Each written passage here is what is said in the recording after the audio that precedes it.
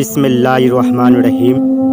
اللہ تعالیٰ کے نام سے شروع جو بڑا مہربان اور نہایت رحم کرنے والا ہے۔ ناظرین گرامی، آج کی ہماری اس ویڈیو کا موضوع ہے حضرت مسلم ابن عقیل رضی اللہ تعالیٰ عنہ امام حسین کے کیا لگتے تھے، اور حضرت مسلم ابن عقیل رضی اللہ تعالیٰ عنہ کوفہ کیوں گئے تھے۔ ناظرین گرامی، حضرت مسلم ابن عقیل رضی اللہ تعالیٰ عنہ حضرت علی رضی اللہ تعالیٰ عنہ کے بھائی حضرت عقیل ابن ابو طالب کے بیٹے تھے، یعنی امام حسین رضی اللہ تعالیٰ عنہ کے چچا زاد بھائی تھے۔ ان کا لقب سفیر حسین رضی اللہ تعالیٰ عنہ اور غریب کوفہ کے تھا۔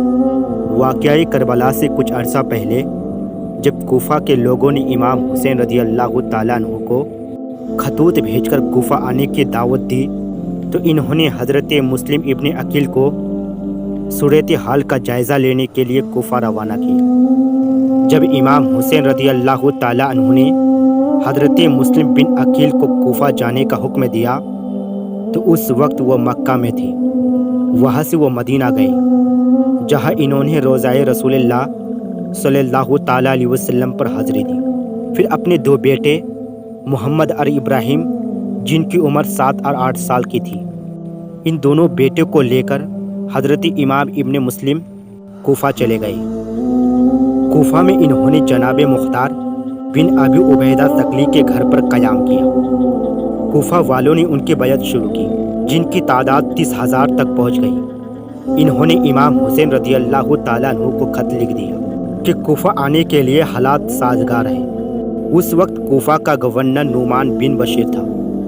جب یہ خبر یزید تک پہنچی تو اس نے بصرہ کے عبید اللہ ابن زیاد کو پیغام بھیجا کہ وہ جلد کوفہ پہنچ کر نعمان بن بشیر کی جگہ حکمران مقرر ہو اور مسلم بن عقیل کا سر کاٹ کر یزید کے پاس بھیجے۔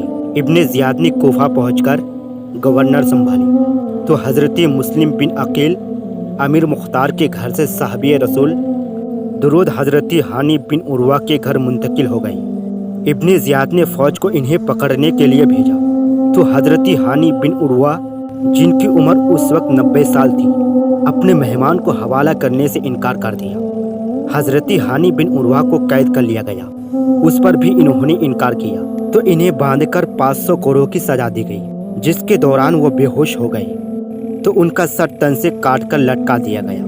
حضرت ہانی بن عروہ کی گرفتاری کے بعد حضرت مسلم بن عقیل باہر آ گئے اور جنگ شروع کی، مگر آہستہ آہستہ سب کوفیوں نے ساتھ چھوڑ دیا، حتیٰ کہ صرف 30 افراد ان کے ساتھ رہ گئے۔ مغرب کی نماز تک وہ بھی باقی نہ رہے۔ انہیں حضرت محمد ابن کثیر نے اپنے گھر میں پناہ دی۔ محمد ابن کثیر کی حمایتوں کے ساتھ ابن زیاد کی فوج نے جنگ کی اور انہیں بھی شہید کر دیا گیا۔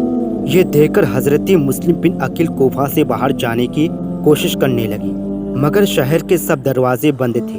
آپ نے ایک بوڑھی عورت سے پانی مانگا۔ جب انہوں نے بتایا کہ ان کا تعلق خاندانی رسالت سے ہے تو اس عورت نے انہیں اپنے گھر میں پناہ دی، مگر اس عورت کے بیٹے طوا نے انعام کے لالچ میں مخبری کر دی۔ ابن زیاد 3000 فوج بھیجی تو حضرت مسلم بن عقیل گھر سے باہر آ کر لڑنے لگے اور بنو ہاشم کی تلوار بازی کے جوہر دکھائے۔ جب سینکڑوں لوگ ہلاک ہو گئے تو ابن زیاد کے سالار ابن اشش نے اور فوج کا پیغام بھیجا۔ یہ سن کر ابن زیاد نے کہلا بھیجا کہ کیا ایک شخص کے لیے 3000 کی فوج بھی ناکافی ہے؟ تو ابن اشش نے جواب بھیجوایا کہ یہ کوئی بقال یا جولہا نہیں ہے، بنو ہاشم کا جسم وہ چرا گئے۔ بعد میں ایک گرہے میں مسلم بن عقیل کو دھوکے سے گرا کر گرفتار کر لیا گیا۔ جب حضرت مسلم کو ابن زیاد کے سامنے پیش کیا گیا تو اس نے انہیں سزا دی کہ کوفہ کے دارالعمارت کے چھت سے گرا دیا جائے۔ حضرت مسلم بن عقیل نے شہادت سے پہلے چند وصیتیں کی، جس کے بعد ان کو چھت سے گرا کر شہید کر دیا گیا۔ شہید ہونے کے بعد ان کا سر کاٹ دیا گیا اور اسے یزید کو دمشق بھجوا دیا گیا اور جسم کو کوفہ کے قصابوں کے بازار میں دار پر لٹکا دیا گیا، تاکہ کوفہ کے لوگ اب بنو ہاشم کی حمایت نہ کریں۔